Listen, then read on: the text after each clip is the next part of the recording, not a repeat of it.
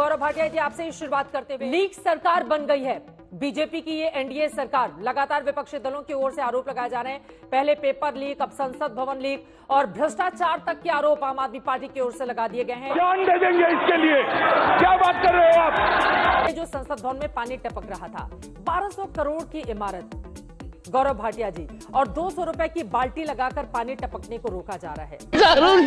इससे दयनीय बुरी स्थिति क्या हो सकती है?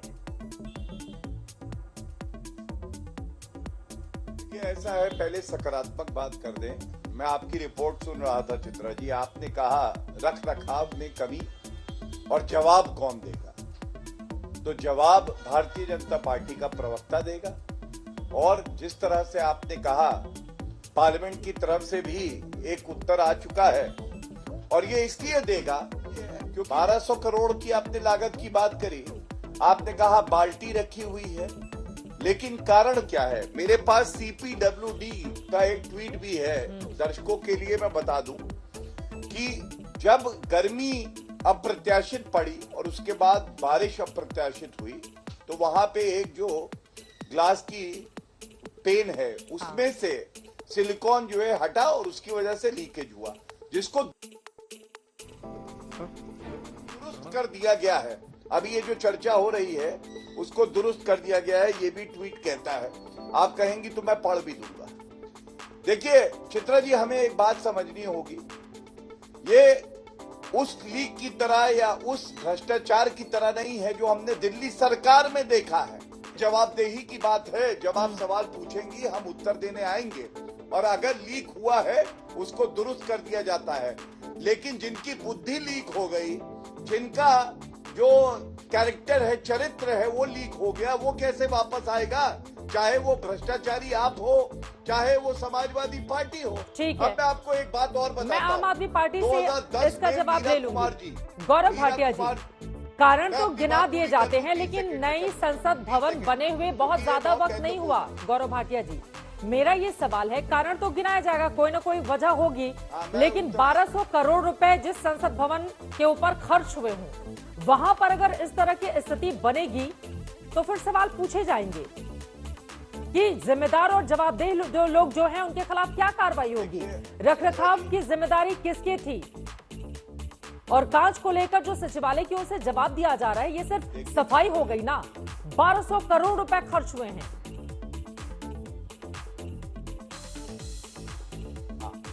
चित्रा जी देखिए, ये फर्क मैं जनता के सामने जरूर रखना चाहता हूँ। सवाल पूछे जाएंगे, आपका कर्तव्य है, आप निभाइए, और उत्तर देना हमारी जिम्मेदारी है, हम निभा रहे हैं।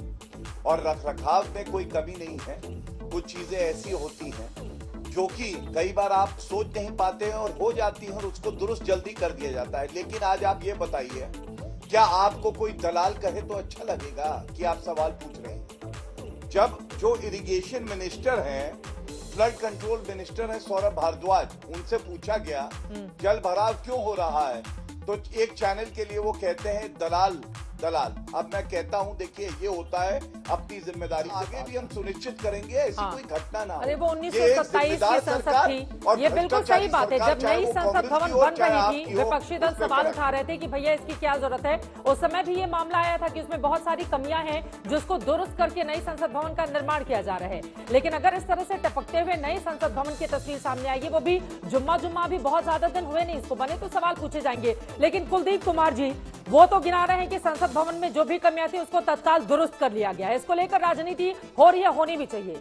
कुलदीप कुमार जी, लेकिन ये जो नाले की वजह से 2 लोगों की जान गई है, उसकी जिम्मेदारी किसकी है? अब तो एमसीडी आपके पास है ना। पहले तो आप लोग गिनाते रहते थे कि भैया बीजेपी एमसीडी में, बीजेपी एमसीडी में। अब तो एमसीडी पर भी आम आदमी पार्टी का कब्जा है। अब ये हालात क्यों पैदा हो रहे हैं दिल्ली में? कुलदीप जी देखिए चित्रा जी, पहले तो ये बात स्पष्ट है कि ये सरकार जो भाजपा की है, ये पेपर लीक सरकार है, ये संसद लीक सरकार है। सारे पेपर इसमें लीक होते हैं, भ्रष्टाचार की लीकेज बहुत बड़ी इसके अंदर है, और इस सरकार को पूरी तरह जानते हैं। दूसरी बात, अभी गौरव भाटिया जी ने 3 लोगों का जिक्र किया राजेंद्र नगर का, लेकिन गौरव भाटिया जी ने जो कल शाम को एक नाले में गिरने से एक 23 वर्षीय माँ की और उसके 2.5 वर्षीय बेटे की मृत्यु हुई है, उसका जिक्र गौरव भाटिया जी ने यहाँ पर नहीं किया। क्यों नहीं किया? इसलिए नहीं किया क्योंकि ये फोटोग्राफ्स में दिखा रहा हूं आपको। ये वो ड्रेन है जहां पे गिरने से एक 23 साल की महिला और उसके बेटे की मृत्यु हो गई। ये जो ड्रेन है चित्रा जी, ये मेरी विधानसभा क्षेत्र कुंडली में आता है और ये यूपी और दिल्ली का बॉर्डर पे ड्रेन है। ये ड्रेन डीडीए द्वारा, दिल्ली विकास प्राधिकरण, जो सीधे तौर पे दिल्ली के उपराज्यपाल महोदय के अधीन आता है, उन उपराज्यपाल महोदय ने के अधिकारियों की लापरवाही के कारण उस ड्रेन के अंदर एक मां और एक बेटे की मृत्यु हो गई। लेकिन अभी तक उन अधिकारियों पे कोई कार्रवाई नहीं की गई, किसी तरह का मुकदमा दर्ज नहीं किया गया। हमारी मांग थी कि उन पे हत्या का मुकदमा दर्ज किया जाए, उन पे सख्त कार्रवाई की जाए अधिकारियों पे। लेकिन आज आप सोचिए कि किस प्रकार से अधिकारियों को बचाने का खेल दिल्ली के अंदर उपराज्यपाल महोदय भारतीय जनता पार्टी के कहने पे खेलने का काम कर रहे हैं। और जनता माफ नहीं करेगी। बारिश तो हुई है, ये पूरे देश भर का माहौल है। मैं भी उपराज्यपाल, अरे सुनिए, जब आपकी बारी आए तो गौरव भाटी जी बोलिएगा। आपने बोला, आपने खूब राजनीतिक बातें करी, मैं बीच में बोला नहीं बोला ना, तो बीच में मत बोलिए। आप बहुत बड़े वकील भी हैं, तो बीच में मत बोला करिए। हाँ, सुनने का मुद्दा रखिए। जब एलजी की बात आती है तो गौरव भाटी जी भी तक जाते हैं बेचारे, क्योंकि एलजी साहब तो इनके संरक्षण में आगे बढ़ रहे हैं। तो आज अधिकारियों को जिस तरह कंट्रोल करके अधिकारियों पे कार्रवाई नहीं की जा रही, मैं सच बता रहा हूं, ये इन हादसों को बढ़ावा देगी। मैं फिर आपके चैनल पे कह रहा हूं चित्रा जी कि ऐसे अधिकारियों पर सख्त कार्रवाई हो, उनको सजा मिले, ताकि आने वाले भविष्य में उन किसी की मां बेटे की दोबारा जान ना जाए, 3 बच्चों की मौत के मामले में दिल्ली हाईकोर्ट ने जो टिप्पणी की थी कुलदीप जी, वो आपने सुनी ना? मैंने देखा है वीडियो, आप गए थे ग्राउंड जीरो पर और आपने भी वहां पर तमाम बातें की। बीजेपी के नेता भी गए थे जहां पर मां बेटे की मौत हुई है।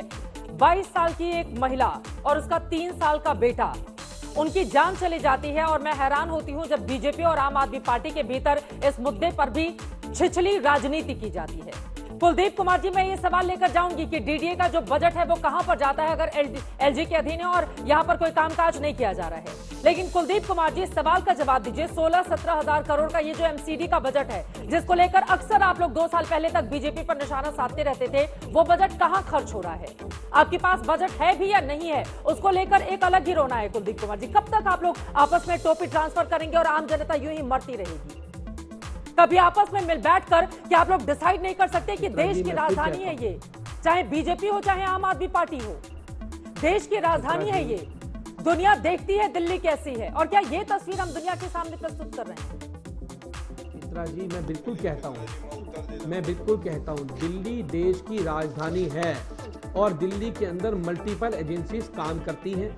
सबको ये बात पूरे रूप से पता है कि दिल्ली सरकार का सर्विसेज विभाग किस प्रकार से आधी रात को इस देश की पार्लियामेंट के अंदर कानून लाकर एलजी साहब को पावर दी गई। हम क्या बात कह रहे हैं? हम यही तो कह रहे हैं कि अगर एक मिनिस्टर जहां एक मीटिंग में 4 मंत्री बैठे हो और किसी विभाग का सेक्रेटरी मंत्री के साथ विजिट करने तक के लिए तैयार रहो, क्या उस पर कार्रवाई होनी चाहिए, नहीं होनी चाहिए? अगर कहीं पर कोई हादसा हो रहा है तो उन अधिकारी पे कार्रवाई होनी चाहिए, नहीं होनी चाहिए? उनको बचाने का काम कौन कर रहा है? आखिर एलजी साहब उन भ्रष्ट अधिकारियों को, उन चोर अधिकारियों को किसके कहने पे बचाने का काम कर रहे हैं? उन बच्चों को न्याय देने का काम क्यों नहीं कर रहे हैं जो उन भ्रष्ट अधिकारियों की लापरवाही की वजह से भेड़ चढ़ गए? लेकिन वो भारतीय जनता पार्टी पूरी वो पूछ रहे हैं डीडीए के भ्रष्ट अधिकारियों को बचाने का काम कौन कर रहा है? गौरव भाटी जी।